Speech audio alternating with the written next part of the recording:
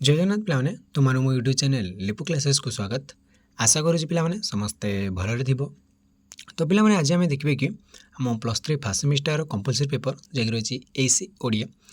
तो पूर्व भिडियो पिलाने आम देखी शब्द कौन और शब्दर प्रकार भेद विभिन्न प्रकार शब्द विषय आम जानी जपरी तत्सम तद्भव देशज वैदेशिक एभली भाव शब्द गुड़ विषय आम जानी। तो पिलाने आज आम देखा शुद्ध शब्द गठन है। शुद्ध शब्द गठन कौन और किपर भाव में गोटे शुद्ध शब्द गठन कर शुद्ध शब्द आमको कौन निहाती दरकार से विषय आम जाना। देख भाषा व्यवहार क्षेत्र में दुईटी माध्यम परिलक्षित जदि आम देखा जिते आम ओडिया भाषा को आम व्यवहार करुचे जेकोसी भाषा को आम व्यवहार करुचे से आमको दुईटी माध्यम परिलक्षित होता है। कौन कौन ना गोटे हूँ कथन माध्यम भाषा बा कथित भाषा अन्यटी लिखन और पठन माध्यम प्रचलित भाषा लिखित भाषा।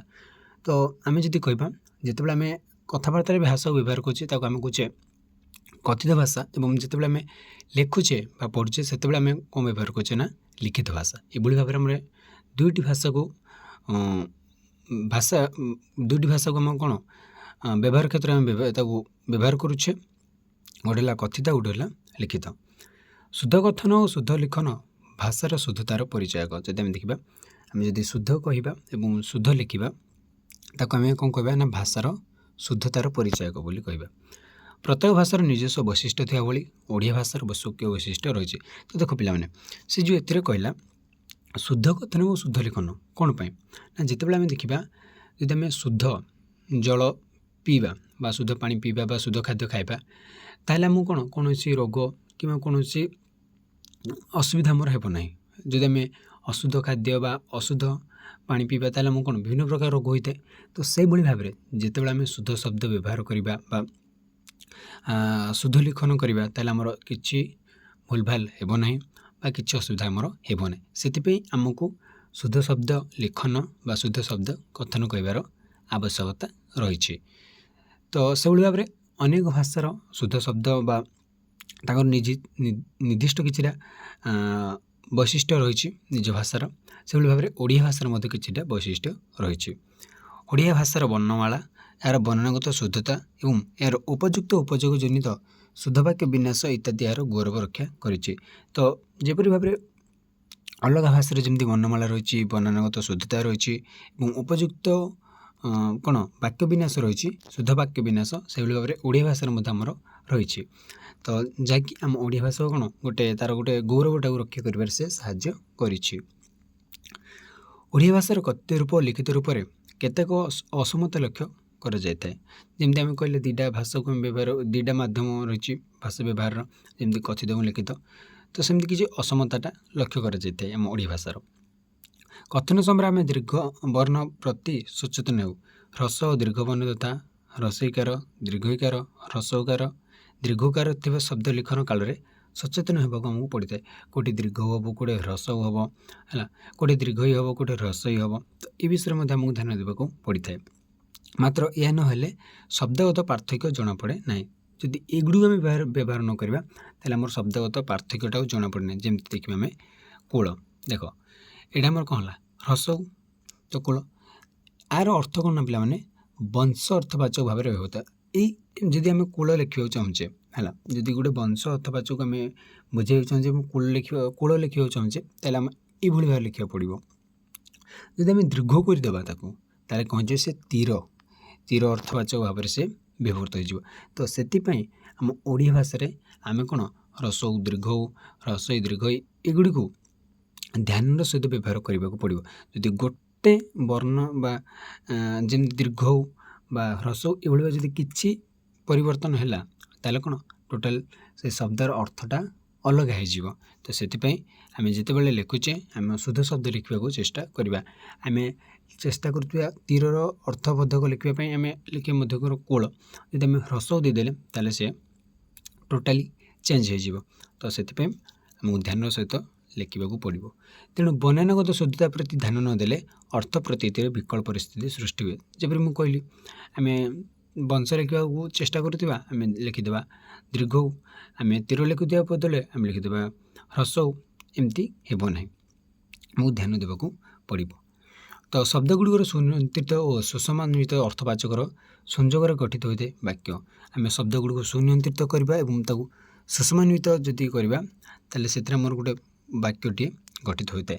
ଆମର କହିବା ଓ ଲେଖିବା ଢଙ୍ଗିରେ ବାକ୍ୟଗତ ଶୁଦ୍ଧତା ପ୍ରତି ଧ୍ୟାନ ଦେବାକୁ ପଡ଼ିଥାଏ। ଯେତେବେଳେ ଆମେ କହୁଛେ ବା ଆମେ ଲେଖୁଛେ ସେତେବେଳେ ଆମକୁ ଟିକେ ଶୁଦ୍ଧତା ପ୍ରତି ଧ୍ୟାନ ଦେବାକୁ ପଡ଼ିଥାଏ। ଟିକେ ଯଦି ଅସାବଧାନ ହେବା ତାହେଲେ ଆମର ଯଦି ଅସାବଧାନ ଭାବରେ ଆମେ ଯଦି ଗୋଟେ ବାକ୍ୟ ଗଠିତ ହୋଇ ଉଚ୍ଚାରିତ କଲେ ଏହାର କଦର୍ଥ ଅର୍ଥ ପ୍ରକାଶ। କଦର୍ଥ ମାନେ କ'ଣ ପିଲାମାନେ ଗୋଟେ ତା'ର ଅର୍ଥଗତ ଦୃଷ୍ଟିରୁ ସେଇଟା ଅଶୁଦ୍ଧ ହୋଇଯାଇଥାଏ ଏବଂ ତା'ର କ'ଣ ଭାବାର୍ଥ ଅଲଗା ହୋଇଯାଇଥାଏ।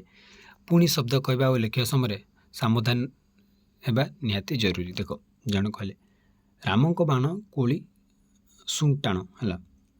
ଏହାର ଅର୍ଥ ଜଣେ ବୁଝିଗଲେ ରାମଙ୍କ ବାଣ କୋଳି ବା କୋଳି ମଞ୍ଜି ଠାରୁ ଟାଣ। କୋଳିଶ ଶବ୍ଦର ଅର୍ଥ ହେଉଛି ବଜ୍ର ହେଲା। କୋଳିଶ ଯେଉଁ କହିଲା ତା ଶବ୍ଦର ଅର୍ଥ ହେଉଛି କ'ଣ ବଜ୍ର। କୋଳିଂଶ ଟାଣ କହିଲେ ବଜ୍ର ଠାରୁ ଟାଣ।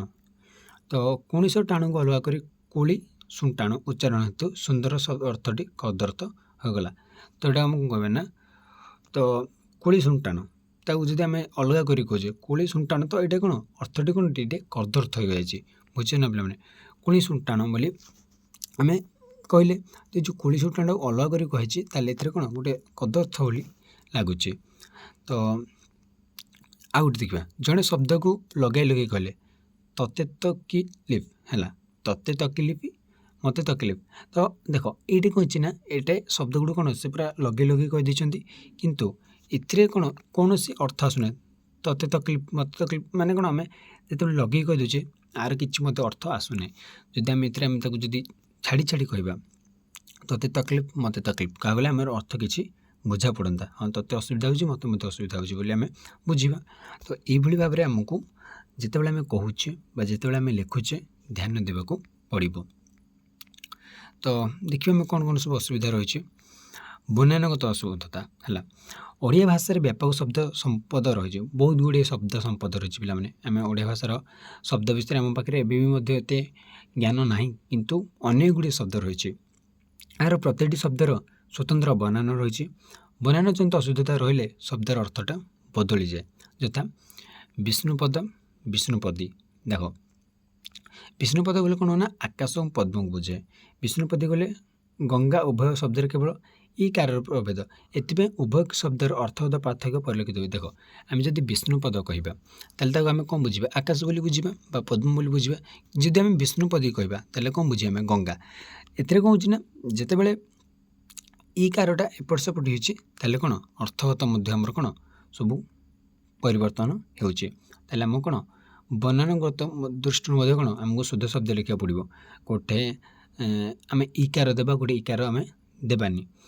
ବରାଙ୍ଗନା ବାରଙ୍ଗନା ଶବ୍ଦ ଦୁଇଟି ଯଥାକ୍ରମେ ଶ୍ରେଷ୍ଠ ନାୟକ ଆଉ ଚରିତ୍ରହୀନା। ଦେଖ ବରାଙ୍ଗନା ଯଦି ଆମେ କହିବା ଜଣକୁ ସେ ଜଣେ ଆମେ ଶ୍ରେଷ୍ଠ ନାୟକକୁ ବରାଙ୍ଗନା ବୋଲି କହିପାରିବା। ଯଦି ବାରାଙ୍ଗନା ବୋଲି ଆମେ କହିବା ତାହେଲେ ସେ ଗୋଟେ ଚରିତ୍ରହୀନା ଲୋକଙ୍କୁ ଆମେ ବାରାଙ୍ଗନା ବୋଲି କହିବା। ତ ଏହା ଭିତରେ ଗୋଟେ ଦେଖ ବରାଙ୍ଗନା ବାରଙ୍ଗନା ଦେଖ ବ ପାଖରେ ଯେତେବେଳେ ଏଠି ଗୋଟେ ଆକାର ଲାଗିଯାଉଛି ସେ କ'ଣ ଗୋଟେ ଚରିତ୍ରହୀନକୁ ବୁଝୁଛି। ଯେତେବେଳେ ଏଠି ବାରାଙ୍ଗାନାରୁ ଆକାରଟା କଟିଯାଇଛି ସେଇଟା ଗୋଟେ ଶ୍ରେଷ୍ଠ ନାୟକକୁ ବୁଝୁଛି। ତ ଏଇଭଳି ଭାବରେ ଆମକୁ ବନାନ ପ୍ରତି ଦୃଷ୍ଟି ଦେବାକୁ ପଡ଼ିବ। ତାପରେ ଦେଖିବା ପିଲାମାନେ କ'ଣ ହେଇଛି ନା ଓଡ଼ିଆ ଭାଷାରେ ସାଧାରଣତଃ ସ ମାନେ ସ ଏମିତି ତିନିଟା ଯେଉଁ ସ ରହିଛି ଆମର ତିନିଟା ସକୁ ନେଇକି ହେଲା ଏବଂ ହ୍ରସ୍ୱଇକାର ହ୍ରସ୍ୱକାର ଏବଂ ଦୀର୍ଘକାର ଏହି ପ୍ରୟୋଗ ଯଥାର୍ଥ ଭାବରେ ନ ରହିଲେ ବନାନଗତ ସମସ୍ୟା ରହିଥାଏ। ଆମର ସାଧାରଣତଃ ପିଲାମାନେ କେଉଁଠି ବେଶୀ ଭୁଲ ହୋଇଥାଏ ନା ଯେଉଁ ଆମର ତିନିଟା ସ ରହିଛି ହେଲା ତାଲବସ ମୁଦ୍ରାସ ଦନ୍ତସ ଯେଉଁ ଏମିତି ରହିଛି ଏଇ ତିନିଟା ସ ଏବଂ ଯେଉଁ ହ୍ରସ୍ୱଇକାର ଦୀର୍ଘକାର ଏଇ ଯେଉଁ ଚାରୋଟି କାରକୁ ନେଇକି ଆମର ପ୍ରାୟତଃ ଭୁଲ ହୋଇଥାଏ ହେଲା। କେତେକ କ୍ଷେତ୍ରରେ ଯୁକ୍ତାକ୍ଷର ପ୍ରୟୋଗରେ ମଧ୍ୟ ବନାନଗତ ସମସ୍ୟା ରହିଥାଏ। ତ ଏସବୁ ପ୍ରତି ଧ୍ୟାନ ଦେବା ବା ଏସବୁ ପ୍ରତି ସାବଧାନ ହୋଇ ଏହାର ନିରାକରଣ ପାଇଁ ପ୍ରଯତ୍ନ କରାଗଲେ ଆମର ବନାନଗତ ଅଶୁଦ୍ଧତାଟା ଦୂର କରାଯାଇପାରେ। ଏଠାରେ କେତୋଟି ବନାନଗତ ଅଶୁଦ୍ଧ ଶବ୍ଦ ଓ ଏହାର ଶୁଦ୍ଧ ଶବ୍ଦକୁ ଦର୍ଶାଯାଇଛି। ଦେଖ ଅଞ୍ଜଳିର ଏଇଟା ଗୋଟେ ଅଶୁଦ୍ଧି। ଦେଖ ଏ ଅଞ୍ଜଳିର ଏଇଟା ହେଉଛି ଅଶୁଦ୍ଧି ଶବ୍ଦ କିନ୍ତୁ ତାର ଶୁଦ୍ଧ ଶବ୍ଦ କ'ଣ ଆମର ଡାହାଣ ପାର୍ଶ୍ୱ ଦିଆଯାଇଛି। ଦେଖ ଅଞ୍ଜଳି ଏଇଟା ଦୀର୍ଘ କରାଯାଇଛି କିନ୍ତୁ ଏଇଟା କ'ଣ ହ୍ରସ୍ୱ ହେବ ହେଲା। ଅମ୍ୟ କିନ୍ତୁ ଏଠି ଅମ୍ୟ। ଦେଖ ଏଭଳି ଭାବରେ ବହୁତ ଗୁଡ଼ିଏ ଆମେ କ'ଣ ମୂଳ ବର୍ଣ୍ଣନାଗତ ଅଶୁଦ୍ଧି ଲେଖୁଛେ ବା କହୁଛେ କିନ୍ତୁ ତା'ର ଅଲଗା ରହିଛି। ଦେଖ ପିଲାମାନେ ବହୁତ ଗୁଡ଼ିଏ ଏମିତି ଶବ୍ଦ ରହିଛି ଯାହାକୁ ଆମେ ଦେଖିବା। ତାପରେ ଆମେ ଦେଖିବା ପିଲାମାନେ ଲିଙ୍ଗଗତ ଅଶୁଦ୍ଧି। ଲିଙ୍ଗଗତ ଅଶୁଦ୍ଧି କ'ଣ ଦେଖ, ଓଡ଼ିଆ ଭାଷାରେ ପୁଲ୍ଲିଙ୍ଗ ଓ ସ୍ତ୍ରୀଲିଙ୍ଗର ବ୍ୟବହାର ସର୍ବାଧିକ। ଯଦି ଆମେ ଦେଖିବା ଓଡ଼ିଆ ଭାଷାରେ ପୁଲ୍ଲିଙ୍ଗ ସ୍ତ୍ରୀଲିଙ୍ଗ ଆମେ ସର୍ବାଧିକ ବ୍ୟବହାର କରୁଛେ। କ୍ଲିବଲିଙ୍ଗ ବ୍ୟବହାର ଅଳ୍ପ, କ୍ଲିବଲିଙ୍ଗକୁ ଆମେ କମ୍ ବ୍ୟବହାର କରୁଛେ। ପୁଲ୍ଲିଙ୍ଗର ବିପରୀତ ଅର୍ଥରେ ସ୍ତ୍ରୀଲିଙ୍ଗ ବ୍ୟବହାର କରାଯିବା କ୍ଷେତ୍ରରେ କେତେକ ଅସାବଧାନତା ହେତୁ ଅନେକ ତ୍ରୁଟି ପରିଲକ୍ଷିତ ହୋଇଥାଏ। ଏଠାରେ ସେ ସମ୍ପର୍କରେ କେତେକ ଦୃଷ୍ଟାନ୍ତ ଦିଆଯାଇଛି, ଦେଖିବା। ଦେଖ ଯେମିତି ନାୟକ, ନାୟିକା, ତ ତା'ର ଶୁଦ୍ଧ ଶବ୍ଦଟା କ'ଣ ନା ନାୟିକା ହେଲା। ତ ପୁଲ୍ଲିଙ୍ଗର ଗୋଟେ ନାୟିକର ପୁଲ୍ଲିଙ୍ଗ ହେଉଛି କ'ଣ ନାୟକୀ, ନାୟକୀ। ତା'ର ଏଇଟା ଅଶୁଦ୍ଧି, ଆମେ କହୁଛେ ନାୟକ, ତା'ର ସ୍ତ୍ରୀଲିଙ୍ଗଟା ହେଇଥାଇପାରେ ନାୟକ, କିନ୍ତୁ ନା ଶୁଦ୍ଧ ରୂପ ତା'ର କହୁଛି ନା ନାୟିକା। ଆମେ କହିପାରିବା ପାଚକ ଇକାର, ତ ଇ ପ୍ରତ୍ୟୟକାର ଯୋଗ କରିଦେଲେ ସେ ମାନେ କ'ଣ ସ୍ତ୍ରୀଲିଙ୍ଗ ହେଇଯାଉଛି, କିନ୍ତୁ ନା ଏଇଟା କ'ଣ ପାଚକର ଶୁଦ୍ଧ ରୂପଟା ବା ଯେଉଁ ତା'ର ସ୍ତ୍ରୀଲିଙ୍ଗଟା ହେବ କ'ଣ ପାଚିକା। ସେମିତି ସୁବେଶର ସୁବେଶା ହେଲା, ସୁବେଶିନୀ ଏଇଟା ହେବନି, କାରଣ ଆମେ ସବୁବେଳେ ଜାଣିଛେ ଯେ ଇ ପ୍ରତ୍ୟୟ ଯୋଗ ହୋଇଗଲେ ସେ ହେଇଯାଉଛି କ'ଣ ସ୍ତ୍ରୀଲିଙ୍ଗ, କିନ୍ତୁ ନା କେତେରେ ମାନେ କ'ଣ ସବୁ କ୍ଷେତ୍ରରେ ଏମିତି ନୁହଁ, କିଛିଟା କ୍ଷେତ୍ରରେ ଏମିତି ଚେଞ୍ଜେସ୍ ଆସିଥାଏ, ସବୁ କ୍ଷେତ୍ରରେ ନାହିଁ। ଯେମିତି ଅନାଥର କ'ଣ ଅନାଥା। ତ ଏଇଭଳି ଭାବରେ ଅନେକ ଲିଙ୍ଗଗତ ଅଶୁଦ୍ଧି ଶବ୍ଦ ଆମେ ବ୍ୟବହାର କରୁଛେ, କିନ୍ତୁ ଆମେ ତାକୁ କ'ଣ ଶୁଦ୍ଧ ରୂପ ଭାବରେ ବ୍ୟବହାର କରିବା ନିହାତି ଦରକାର। ତାପରେ ଆସିଲା ଆମ ସନ୍ଧିଗତ ଅଶୁଦ୍ଧି। ସମଧାରଣ ଶବ୍ଦ ସହ ସମଧାରଣ ଶବ୍ଦ ମିଶିଲେ ବ୍ୟାକରଣ ନିୟମ ଅନୁଯାୟୀ ଘଟିତ ପ୍ରକ୍ରିୟାଟି ହେଉଛି ସନ୍ଧି। ଯଦି ଆମେ କହିବା ସମଧାରଣ ମାନେ ସମାନ ପ୍ରକାରର ଶବ୍ଦ ସହ ଆଉ ଗୋଟେ ସମାନ ପ୍ରକାରର ଶବ୍ଦ ଯଦି ମିଶିଲା, ତ ତାକୁ ବ୍ୟାକରଣର ଯେଉଁ ନିୟମ ରହିଛି ତା ଅନୁଯାୟୀ ତାକୁ ଆମେ ସନ୍ଧି ବୋଲି କହିଥାଉ। ଏହାଦ୍ୱାରା ଶବ୍ଦ ସଂକ୍ଷେପଣ ହୁଏ ଓ ଶୁଣିବାକୁ ଭଲ, ଶବ୍ଦଟା ଟିକେ ଛୋଟିଆ ହୋଇଯାଏ ଏବଂ ତାକୁ ଶୁଣିବାକୁ ମଧ୍ୟ ଆମକୁ ଭଲ ଲାଗେ। ବ୍ୟାକରଣକାରମାନଙ୍କ ମତରେ ଓଡ଼ିଆ ଭାଷାରେ ସାଧାରଣ ଭାବରେ ଦୁଇ ପ୍ରକାର ସନ୍ଧି ପରିଲକ୍ଷିତ ହୁଏ। ଗୋଟେ ହେଉଛି ସ୍ୱର ସନ୍ଧି, ଆଉ ଗୋଟେ ହେଉଛି ବିସର୍ଗ ସନ୍ଧି ହେଲା। ଦୁଇଟା ସନ୍ଧି ଅଛି ଆମର। ଶବ୍ଦ ସନ୍ଧି କ୍ଷେତ୍ରରେ ଣତ୍ୱବିଧି ଓ ସତ୍ତ୍ୱବିଧି ପାଳିତ ହୋଇଥାଏ। ଣତ୍ୱବିଧି ଅନୁଯାୟୀ ରୁ, ର ଓ ସ ଏ ତିନି ବର୍ଣ୍ଣର ପରେ ନ ଥିଲେ ଣ ହୁଏ ହେଲା। ଯଦି ଆମେ ଦେଖିବା, ଯଦି ରୁ ଆଉ ଗୋଟେ ର ଆଉ ଗୋଟେ ସ ଯେଉଁ ରହିଛି, ଏଇ ତିନିଟା ପରେ ତିନି ବର୍ଣ୍ଣ ପରେ ଯଦି ନ ଥିବ ତାହେଲେ ଏଇଟା କ'ଣ ହେଇଯିବ ନା ଅଣ ହେଇଯିବ। ପୁନଶ୍ଚ ସ୍ୱରାନ୍ତରେ କ, ଗ, ପ, ଫ, ବ ତାଲବେଶ ପରେ ପରପଦ ମିଶାଇଲେ ଅଣ ହୁଏ ହେଲା। ଏହା ଅଣତ୍ୱବିଧି ବୋଲି ଆମେ କହିଥାଉ। ଯେଉଁ ଏଇଠୁ ଆମେ ଦେଖିବା ଅଣତ୍ୱବିଧି ଅନୁଯାୟୀ ଏଇଗୁଡ଼ିକ ପରେ ଯଦି ନ ଥିଲା ବୋଲି ସେ ଅଣ ହୁଏ। ଯଦି ସ୍ୱରାନ୍ତ କ, ଗ, ପ, ଫ, ବ ତାଲବେଶ ପରେ ଯଦି ପରପଦର ମିଶାଇବା ଯଦି ସେ ଅଣ ହୁଏ, ତାକୁ ଅଣତ୍ୱବିଧି ବୋଲି ଆମେ କହିଥାଉ। ସେହିପରି ଅ ଆ ଭିନ୍ନ ସ୍ୱରବନ୍ତତା କ, ର, ପ ଥିଲେ ସ ଥିଲେ ସେଥିରେ କ'ଣ ହେଉଛି ସ ହୁଏ। ତ ହଁ, ଏଇଟା ହେଉଛି ମୂର୍ଦ୍ଧନ୍ୟ ସ ଥିଲେ କ'ଣ ଆମର ତାଲବେଶ, ମୂର୍ଦ୍ଧନ୍ୟ ସ, ଦନ୍ତ ସ, ଏଭଳି ଭାବରେ ଏଇଟା ଆମର ସତ୍ତ୍ୱବିଧି ବୋଲି ଆମେ ତାକୁ କହିଥାଉ। ତ ସେଇଟା ଆମର ତା'ର ଅଶୁଦ୍ଧି ରୂପ ଓ ଶୁଦ୍ଧ ରୂପ। ଯେମିତି ଆମେ ଗଣେଶର, ଏଥିରେ କ'ଣ ଆମର କ'ଣ ରହିଛି ପିଲାମାନେ, ଏଇଟା ଆମର ରହିଯାଇଛି କ'ଣ ମୂର୍ଦ୍ଧନ୍ୟ ସ ରହିଯାଇଛି ହେଲା। ତ ଏଇଟା ଆମର କ'ଣ ହେବ ତାଲବେଶ ହେବ। ଦୂରାବସ୍ଥା, ଦୂରବସ୍ଥା ହେଲା। ସନ୍ନ୍ୟାସ କେମିତି ହେଇଛି ପିଲାମାନେ। ତ ଏଭଳି ଭାବରେ ସବୁ ଆମର କ'ଣ ସତ୍ତ୍ୱବିଧି ନତ୍ୱବିଧିରେ ଦେଖିବାକୁ ମଧ୍ୟ ପଡ଼ିବ, ବା ତାକୁ ଯାହାକୁ ଆମେ କ'ଣ କହୁଛେ ନା ସନ୍ଧିଯୁକ୍ତ ବା ସନ୍ଧିଗତ ଅଶୁଦ୍ଧି ବୋଲି ଆମେ ତାକୁ କହିଥାଉ। ତାପରେ ଆସିଲା ସମାସଗତ ଅଶୁଦ୍ଧି। ସମାସଗତ ଅଶୁଦ୍ଧି କ'ଣ ପିଲାମାନେ ଦେଖିବା, ସମ୍ବନ୍ଧ ଥିବା ଦୁଇ ବା ତତୋଧିକ ପଦର ମିଳନ ସମାସ ହୁଏ। ସମ୍ବନ୍ଧ ଥିବା ଦୁଇ ବା ତତୋଧିକ ପଦର ମିଳନରେ ତାକୁ ଆମେ ସମାସ ବୋଲି କହିବା। ଏହାଦ୍ୱାରା ଗଠିତ ହୋଇଥିବା ସଂକ୍ଷିପ୍ତ ପଦ ସମସ୍ତ ପଦ ରୂପେ ଖ୍ୟାତ। ସମସ୍ତ ପଦ ପ୍ରସ୍ତୁତି କ୍ଷେତ୍ରରେ ଅଜ୍ଞତା ଓ ଅସାବଧାନତା ବଶତଃ ଅନେକ ତ୍ରୁଟି ରହିଥାଏ, ଯାହାକୁ ସମାସଗତ ଅଶୁଦ୍ଧି ବୋଲି କହିଥାଏ। ତ ସମାସଗତ ଅଶୁଦ୍ଧି ଆମେ କାହାକୁ କହିବା ନା, ଯେତେବେଳେ ଆମର ସମ୍ବନ୍ଧ ଥିବା ଦୁଇ ବା ତତୋଧିକ ପଦର ମିଳନରେ ତାକୁ ସମାସ ବୋଲି କହିବା। ଏହାଦ୍ୱାରା ଗଠିତ ହୋଇଥିବା ସଂକ୍ଷିପ୍ତ ପଦ, ଯେତେବେଳେ ସମାସ ମାଧ୍ୟମରେ ଯେଉଁ ଗୋଟେ ସଂକ୍ଷିପ୍ତ ପଦ ଗଠନ ହେଉଛି ତାକୁ ଆମେ କହିବା ସମସ୍ତ ପଦ। ସମସ୍ତ ପଦ ଯେତେବେଳେ ଆମେ ପ୍ରସ୍ତୁତ କରୁଛି, ସେ କ୍ଷେତ୍ରରେ ଆମ ପାଖରେ ଯଦି ଜ୍ଞାନ ନଥିବା, ଆମେ ଅଜ୍ଞତା ଥିବା ବା ଅସାବଧାନତା ଯୋଗୁଁ ଆମର ଯେଉଁ ତ୍ରୁଟି ଘଟିଥାଏ ତାକୁ ଆମେ କହିବା ସମାସଗତ ଅଶୁଦ୍ଧି। ଏହି ଧରଣର ପଦ ନିର୍ମାଣରେ ସଚେତନ ହେଲେ ସମାସଗତ ଅଶୁଦ୍ଧି ଦୂର ହୋଇଯାଏ ବା ଦୂର ହୋଇଥାଏ। ଏଠାରେ କେତେକ ଦୃଷ୍ଟାନ୍ତ ଦିଆଯାଇପାରେ। ଯେମିତି ଦେଖିବା ଗୁଣିଗଣ, ତାହେଲେ ଶୁଦ୍ଧ ରୂପଟା କ'ଣ ଗୁଣିଗଣ ହେଲା। ତ ଦିବାରାତ୍ରି, ଦିବାରାତ୍ର, ଅଜ୍ଞାନୀ ଅଜ୍ଞାନ। ତ ଏଭଳି ଭାବରେ ଅନେକ ଶୁଦ୍ଧ ଶବ୍ଦ ଆମର ରହିଛି ବା ଶୁଦ୍ଧ ରୂପ ତା'ର ରହିଛି। ତାପରେ ଆସିଲା ବଚନଗତ। ଓଡ଼ିଆ ଭାଷାରେ ଏକବଚନ ଓ ବହୁବଚନ ଭାବରେ ବଚନ ପ୍ରୟୋଗର ଦୁବିଧ ରୀତି ରହିଛି ହେଲା। ଆମେ ବହୁବଚନ ଏକବଚନ ଏଭଳି ଭାବରେ ଅନେକ ବ୍ୟବହାର କରୁଛେ। ଏକ ସଂଖ୍ୟକ ଏକବଚନ ଓ ଏକାଧିକ ସଂଖ୍ୟକୁ ବା ଏକାଧିକ ସଂଖ୍ୟକ ଶବ୍ଦକୁ ବହୁବଚନ ଭାବରେ ଆମେ ଗ୍ରହଣ କରାଯାଏ। ବଚନ ପ୍ରୟୋଗ କ୍ଷେତ୍ରରେ ଅସାବନ୍ଧ ବଶତଃ କେତେକ ତ୍ରୁଟି ଦେଖାଯାଏ। ସେହି ଧରଣର କେତେକ ତ୍ରୁଟି ତଥା ଏହାର ଶୁଦ୍ଧ ରୂପ ସମ୍ପର୍କରେ ଆମେ ଦେଖିବା। ଜନତାମାନଙ୍କର ଏଇଟା ବଚନଗତ ଅଶୁଦ୍ଧି। ଜନତାମାନଙ୍କର ଏଇଟା ନୁହଁ, ଏଇଟା ଜନତାର। ଦେଖ ଜନତାମାନଙ୍କର କ'ଣ ନା ଜନତା ମାନେ ହେଉଛନ୍ତି ବହୁତ ଗୁଡ଼ିଏ ମାନେ ଅନେକ ଲୋକଙ୍କୁ ନେଇଲେ ଆମେ କହିବା ଜନତା। ଜନତାମାନଙ୍କର କ'ଣ ପାଇଁ ପିଲାମାନେ ଜନତାର ଅଧିକାଂଶ ଲୋକେ। ଲୋକେ ମାନେ କ'ଣ ଅଧିକ ଲୋକଙ୍କୁ ହିଁ ଆମେ ଲୋକେ ବୋଲି କହୁଛେ। ତାହେଲେ ଏଇଟା କ'ଣ ଅଧିକାଂଶ ଲୋକ।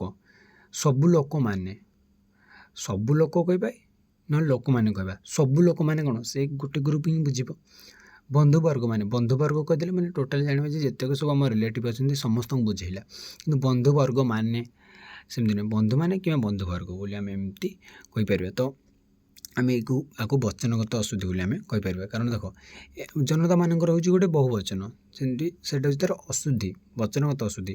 ତା'ର ଶୁଦ୍ଧ ରୂପଟା ହେଉଛି ଜନତାର। ତାପରେ ଆସିଲା ପିଲାମାନେ ପ୍ରତ୍ୟୟଗତ ଅଶୁଦ୍ଧି। ଓଡ଼ିଆ ଶବ୍ଦ ଭଣ୍ଡାର ବିଭିନ୍ନ ପ୍ରତ୍ୟୟ ସମୃଦ୍ଧ କରିଛି। ଶବ୍ଦର ପୂର୍ବ ଓ ପର ପ୍ରତ୍ୟୟ ଯୋଗେ ନୂତନ ଶବ୍ଦ ସୃଷ୍ଟି ହୁଏ।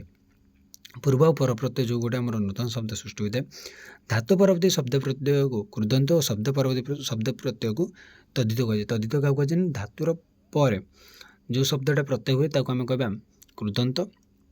ଶବ୍ଦର ପରବର୍ତ୍ତୀ ଶବ୍ଦ ପ୍ରତ୍ୟୟକୁ ତଦ୍ଧିତ ବୋଲି ଆମେ କହିବା। ଉଭୟ ପ୍ରକାରର ପରପ୍ରତ୍ୟୟ ଯୋଗୁଁ ଗୋଟେ ନୂତନ ଶବ୍ଦ ଗଠିତ ହୋଇଥାଏ।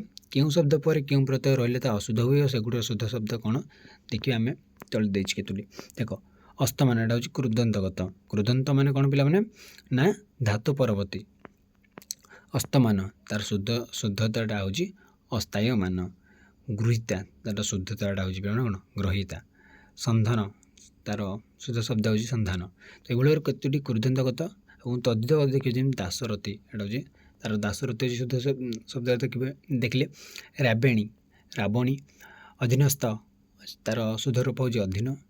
ଆରକ୍ତିମ ତା'ର ଏଇଟା ହେଉଛି ଆରକ୍ତ। ଏଭଳି ଭାବରେ ଅନେକ ତଦ୍ଧିତଗତ ଅଶୁଦ୍ଧି ମଧ୍ୟ ଆମେ ଦେଖୁଛେ। ତାପରେ ଆସିଲା ବିଭକ୍ତିଗତ ଅଶୁଦ୍ଧି। ବିଭକ୍ତି ପ୍ରୟୋଗରେ ବାକ୍ୟର ସ୍ୱକର୍ଯ୍ୟ ପରିସ୍ଫୁଟିତ ହୋଇଥାଏ। ମାତ୍ର ବିଭକ୍ତି ପ୍ରୟୋଗ କରିବା ବେଳେ ଅନେକ ପ୍ରକାର ତ୍ରୁଟି ପରିଲକ୍ଷିତ ହୋଇଥାଏ। ଯେତେବେଳେ ଆମେ ବିଭକ୍ତି ପ୍ରୟୋଗ କରୁଛେ ବାକ୍ୟରେ ଗୋଟେ ସୌନ୍ଦର୍ଯ୍ୟ ଆସିଥାଏ, କିନ୍ତୁ ଆମେ ଯେତେବେଳେ ବ୍ୟବହାର କରୁଛେ କିଛିଟା ତ୍ରୁଟି ମଧ୍ୟ ଆମର ପରିଲକ୍ଷିତ ହୋଇଥାଏ। ସେଥିପାଇଁ ସେହି ତ୍ରୁଟିକୁ ଆମକୁ ଦୂର କରିବାକୁ ପଡ଼ିଥାଏ। ସେହି ଧରଣର କେତୋଟି ତ୍ରୁଟିପୂର୍ଣ୍ଣ ଶବ୍ଦ ଏହାର ଶୁଦ୍ଧ ରୂପକ ଏଠାରେ ଦିଆଯାଇଛି। ଦେଖିବେ କ'ଣ କ'ଣ। ଅଧୀନରେ ତା'ର ଶୁଦ୍ଧ ରୂପ ହେଉଛି ଆଧିନ୍ୟରେ। ସଧିରେ ତା'ର ହେଉଛି ଧୀରେ। ସକ୍ଷମ କ୍ଷମ। ଏକତ୍ରେ ଏକତ୍ର। ସବଂଶେ ସବଂଶ। ସମୂଳେ ସମୂଳ। ଏଭଳି ଭାବରେ ଅନେକ ରହିଛି ହେଲା। ସେ ପାଣିକି ଆଣିବାକୁ ଯାଉଛି, ସେ ପାଣି ଆଣିବାକୁ ଯାଉଛି। ତ ଏଇଭଳି ଭାବରେ ଏଇଟା ହେଉଛି ଆମର କ'ଣ ନା ଗୋଟେ ବିଭକ୍ତିଗତ ଅଶୁଦ୍ଧି। ତାପରେ ଏଇଭଳି ଭାବରେ ଆମର ଅନେକ ଅଶୁଦ୍ଧି ଦେଖିବାକୁ ମିଳିଥାଏ। ତାପରେ ଦେଖିବା ଆମେ ବିଶେଷ୍ୟ ବା ବିଶେଷଣଗତ ଅଶୁଦ୍ଧି। ଦେଖ ଅନେକ କ୍ଷେତ୍ରରେ ବିଶେଷ୍ୟ ବିଶେଷଣ ଶବ୍ଦ ପ୍ରୟୋଗ ଜନିତ ତ୍ରୁଟି ଦେଖାଯାଏ। ଆମକୁ ଯେତେବେଳେ ଆମେ ବିଶେଷ୍ୟ ବା ବିଶେଷଣ ବ୍ୟବହାର କରୁଛେ ବା ଶବ୍ଦ ପ୍ରୟୋଗ ଗୁଡ଼ିକ କରୁଛେ ସେତେବେଳେ ଅନେକ ତ୍ରୁଟି ଆମକୁ ଦେଖିବାକୁ ମିଳିଥାଏ। ବିଶେଷ୍ୟର ବିଶେଷଣ ପ୍ରୟୋଗ ନକରି କେତେଜଣ ବିଶେଷଣର ଦୂରତ୍ୱ ଅବସ୍ଥା ସୃଷ୍ଟି କରନ୍ତି। ଏହି ଧରଣର କେତେକ ତ୍ରୁଟି ଓ ଏହା ଶୁଦ୍ଧ ରୂପକୁ ଏଠାରେ ଦର୍ଶାଯାଇଛି। ଦେଖିବେ କ'ଣ କ'ଣ ନା ସଂକ୍ଷିପ୍ତରେ ତା'ର ଶୁଦ୍ଧ ରୂପ ହେଉଛି କ'ଣ ସଂକ୍ଷେପରେ। ସମ୍ମାନନୀୟ। ତ ଏଇଭଳି ଭାବରେ ଅନେକ ଅଶୁଦ୍ଧି ଶବ୍ଦ ଆମେ ବ୍ୟବହାର କରୁଛେ ଯାହାକୁ ଶୁଦ୍ଧ ରୂପ ଭାବରେ ଆମେ ବ୍ୟବହାର କରିବା ଦରକାର। ଏବେ ଆମେ ପିଲାମାନେ ଯେତିକି ଜାଣୁଛେ ବା ଦେଖୁଛେ ଆମେ ଏବେ ପଢ଼ିଲେ, ତ ଆମେ ଏହା ପରଠୁ ଏତେ କିଛି ଓଡ଼ିଆ ଯେତେବେଳେ ଆମେ ଲେଖୁଛେ ଏଟାକୁ ଟିକେ ଚେଞ୍ଜେସ୍ କରିବା। ଯେମିତି ସଂଯମତା ତ ଶୁଦ୍ଧ ରୂପ କ'ଣ ସଂଯମ। ମୌଖିକତା ମୌଖିକ। ଷାଣ୍ମାସିକ ଏଇଟା ଷାଣ୍ମାସିକ ବୋଲି ଆମେ କହିବା। ଶୁଦ୍ଧିର ଶୁଦ୍ଧ ରୂପ ହେଉଛି କ'ଣ ଶୁଦ୍ଧ। ତ ଏଇଭଳି ଭାବରେ ଆମେ ଦେଖିବା। ତାର ଆସିଲା ସମର୍ଥବୋଧକ ଶବ୍ଦାଶୁଦ୍ଧି। ସମାନ ଅର୍ଥ ଥିବା ଅନେକ ଶବ୍ଦ ଓଡ଼ିଆ ଭାଷାରେ ପ୍ରଚଳିତ। କ'ଣ କ'ଣ ମାତ୍ର ପାଖାପାଖି ସମାନ ଅର୍ଥ ପ୍ରକାଶକ ଶବ୍ଦ ଥିଲେ ମଧ୍ୟ ସେଗୁଡ଼ିକର ଉପଯୁକ୍ତ ପ୍ରୟୋଗ କରାନଗଲେ ବିଭ୍ରାଟ ସୃଷ୍ଟି ହୁଏ। କ'ଣ କ'ଣ ରହିଛି ସମାନ ଅର୍ଥ ବୋଧକ। ଏହି ଧରଣ କେତେକ ଶବ୍ଦର ବ୍ୟବହାର ଏଠାରେ ଦର୍ଶାଯାଇଛି। ଦେଖ ଆଧି ବୋଲେ ମାନସିକ କଷ୍ଟ, ବ୍ୟାଧି ମାନେ ସେ ଶାରୀରିକ ଅସୁସ୍ଥତା, କିନ୍ତୁ ଆମେ କେତେବେଳେ କ'ଣ ବ୍ୟବହାର କରୁଛୁ ସେଇଟା ଆମକୁ ଦେଖିବାକୁ ପଡ଼ିବ। ଦେଖ, ଅଗଣ୍ୟ ମାନେ ଅଧିକ, ନଗଣ୍ୟ ମାନେ ଖୁବ୍ ଅଳ୍ପ। ଆମେ ଅଗଣ୍ୟ ଜାଗାରେ ଯଦି ନଗଣ୍ୟ ଲେଖିଥିବା ପିଲାମାନେ, ତାହେଲେ ଗଲା, ସେ ତା'ର ଅର୍ଥ ପୁରା ହିଁ ଚେଞ୍ଜ ହେଇଯିବ। ଗ୍ରହ ମାନେ ଯେ ସୂର୍ଯ୍ୟଙ୍କୁ ପରିକ୍ରମା କରେ। ଉପଗ୍ରହ ଯେ ଗ୍ରହକୁ ପରିକ୍ରମା କରେ। ତ ଏଇ ଗ୍ରହ ଉପଗ୍ରହ ଆମକୁ ଜାଣିବାକୁ ପଡ଼ିବ। ଅସ୍ତ୍ର ଯେଉଁଟାକି କ୍ଷେପଣ କରାଯାଏ, ଶସ୍ତ୍ର ଯେଉଁଟାକି ହାତରେ ଧରି ଯୁଦ୍ଧ କରାଯାଏ। ତ ଏଭଳି ଭାବରେ ପିଲାମାନେ ଅନେକ ରହିଛି। ତାପରେ ଆସିଲା ବାକ୍ୟ ଗଠନ ଜନିତ ଅଶୁଦ୍ଧି। ଦେଖ, ପ୍ରତ୍ୟେକ ଭାଷାର ବାକ୍ୟ ଗଠନ ଶୈଳୀ ସ୍ୱତନ୍ତ୍ର, ଭାଷାର କଥିତ ଓ ଲିଖିତ ରୂପ ବାକ୍ୟରେ ପ୍ରକାଶ ପାଇଥାଏ। ଓଡ଼ିଆ ଭାଷାର ବାକ୍ୟ ଗଠନ ନୀତି ଟିକେ ସ୍ୱତନ୍ତ୍ର। ତା'ର ଯେତେବେଳେ ଆମେ ବାକ୍ୟ ଗଠନ କରୁଛୁ ଓଡ଼ିଆ ଭାଷାର, ତା'ର କିଛି ସ୍ୱତନ୍ତ୍ର ରୀତିନୀତି ରହିଛି। ଏଗୁଡ଼ିକରେ କର୍ତ୍ତା ଓ କର୍ମର ଶେଷରେ କ୍ରିୟା ଥାଏ। ସଂସ୍କୃତ ଓ ଇଂରାଜୀ ଶବ୍ଦର ଭାଷାର ବାକ୍ୟ ଗଠନ ଶୈଳୀ ସ୍ୱତନ୍ତ୍ର ହେଲା। ଦେଖ, ସଦାନନ୍ଦ କଟକ ଯାଉଛନ୍ତି, ଏଇଟା ଗୋଟେ ଓଡ଼ିଆ ବାକ୍ୟ। ସଦାନନ୍ଦ କଟକମ୍ ଗଚ୍ଛତି, ଏଇଟା ଗୋଟେ ସଂସ୍କୃତ ବାକ୍ୟ। Sadananda is going to Cuttack, ଏଇଟା ଗୋଟେ ଇଂରାଜୀ ବାକ୍ୟ। ତ ଯେତେବେଳେ ଆମେ ଦେଖୁଛେ, ତ ଆମ ଓଡ଼ିଆ ଭାଷାରେ କର୍ତ୍ତା କର୍ମର ଶେଷରେ କ୍ରିୟା ସବୁବେଳେ ରହିଥାଏ। ପ୍ରଥମେ ରହିଲେ କର୍ତ୍ତା, ଯିଏ ସଦାନନ୍ଦ, ତାପରେ ଗଲେ କର୍ମ ହେଲା କଟକ, ମାନେ ସେ କଟକ କୁଆଡ଼େ ଯାଉଛନ୍ତି ନା କଟକ, କ'ଣ କରୁଛନ୍ତି ନା ଯାଉଛନ୍ତି, ସେଇଟା ହେଲା କ୍ରିୟା। ତ ଏଇଭଳି ଭାବରେ ଆମର ଓଡ଼ିଆ ଭାଷାର ରହିଥାଏ। ତ ତାପରେ ଆସିଲା ଆକାଂକ୍ଷା।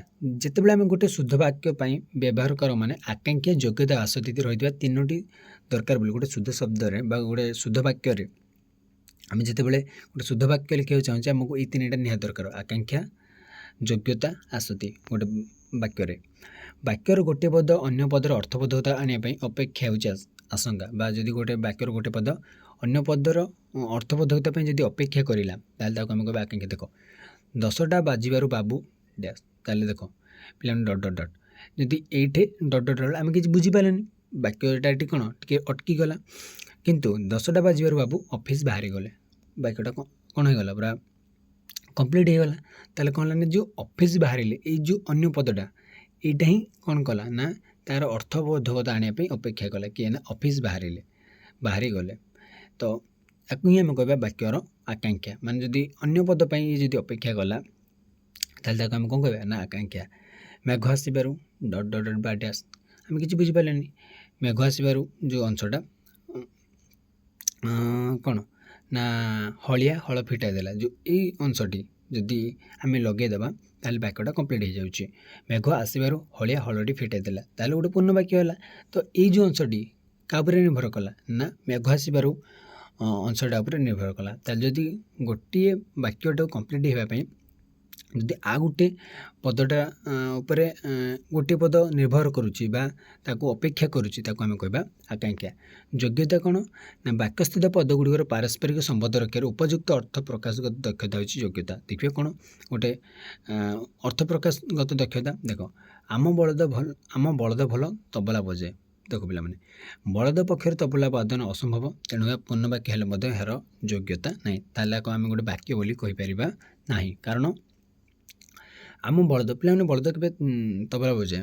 ଆମେ ଯଦି କାଉ ପାଠ ପଢ଼େ, ତାହେଲେ ଏମିତି ହେବ କି ନା, ଯେଉଁଟା ଯେମିତି ହେଲା, ତାଙ୍କ ଠେକୁଆ ସୁନ୍ଦର ଗୀତ ଗାଉଛି, ଏଇଟା ମଧ୍ୟ ଗୋଟେ ବାକ୍ୟ ନୁହେଁ। କ'ଣ ପାଇଁ ନା, ତା'ର ଯୋଗ୍ୟତା ନାହିଁ।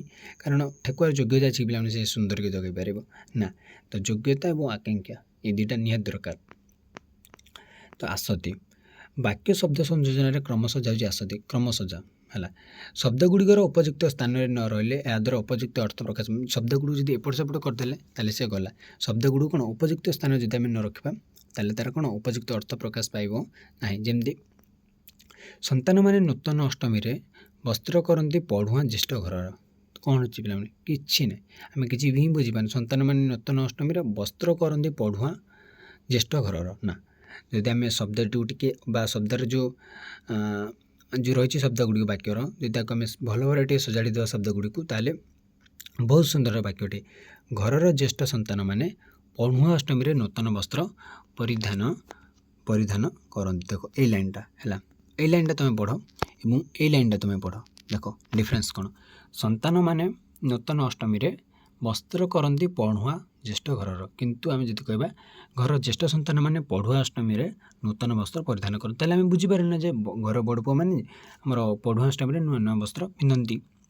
ବା ନୂତନ ପୋଷାକ ପିନ୍ଧନ୍ତି।